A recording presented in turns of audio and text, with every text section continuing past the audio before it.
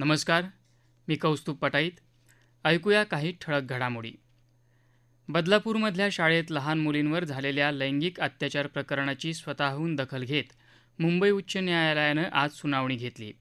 या प्रकरणी पोलिसांनी दिरंगाई केल्याचं सांगत न्यायालयानं तीव्र नाराजी व्यक्त केली.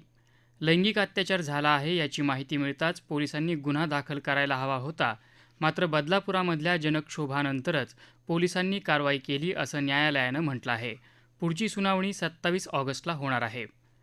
महाराष्ट्र लोकसेवा आयोगानं महाराष्ट्र राजपत्रित नागरी सेवा संयुक्त पूर्वपरीक्षा 2024 पुढे ढकलली आहे. आयोगाच्या आज झालेल्या बैठकीत हा निर्णय झाला. परीक्षेची नवी तारीख लवकरच जाहीर केली जाईल असं आयोगानं समाजमाध्यमावर म्हटलं आहे. भारत आणि पोलंडनं परस्परांबरोबरचे संबंध धोरणात्मक भागीदारीत परिवर्तित करण्याचा निर्णय घेतल्याचं प्रधानमंत्री नरेंद्र मोदी यांनी म्हटलं आहे. वॉर्सा इथं पोलंडचे प्रधानमंत्री डोनाल्ड टस्क यांच्याबरोबर झालेल्या शिष्टमंडळ स्तरावरच्या चर्चेनंतर त्यांनी हे निवेदन जारी केलं. भारत पोलंड संबंध लोकशाही आणि कायद्याचं राज्य यासारख्या सामायिक मूल्यांवर आधारित असल्याचं त्यांनी म्हटलं आहे.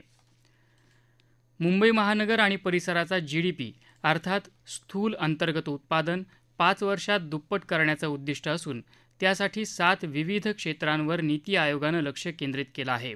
मुख्यमंत्री एकनाथ शिंदे यांनी ही माहिती दिली.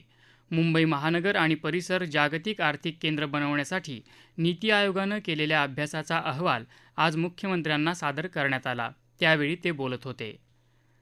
JNPAच्या माध्यमातून वाढवण बंदराची उभारणी होत असून प्रकल्पाच्या माध्यमातून 10 लाख रोजगाराची निर्मिती होणार असल्याची माहिती केंद्रीय बंदरे, नौवहन आणि जलमार्ग मंत्री सर्बानंद सोनोवाल यांनी आज दिली. त्यांनी आज JNPAला भेट देऊन पाहणी केली. त्यानंतर आयोजित वार्ताहर परिषदेत ते बोलत होते. राष्ट्रीय विज्ञान पुरस्कार 2024चं वितरण आज दिल्लीत राष्ट्रपती द्रौपदी मुर्मू यांच्या हस्ते झालं. यावेळी प्राध्यापक गोविंदराजन पद्मनाभन यांना विज्ञानरत्न पुरस्कारानं सन्मानित करण्यात आलं. मुंबईतल्या भाभा अणुसंशोधन केंद्रातले डॉक्टर आवेश कुमार त्यागी यांना अणुऊर्जा क्षेत्रातला, तर पुण्यातल्या भारतीय विज्ञान शिक्षण आणि संशोधन संस्थेतले प्राध्यापक जयंत उदगावकर यांना जीवशास्त्रातला विज्ञानश्री पुरस्कार प्रदान करण्यात आला. याबरोबरच हे बातमीपत्र संपलं. नमस्कार.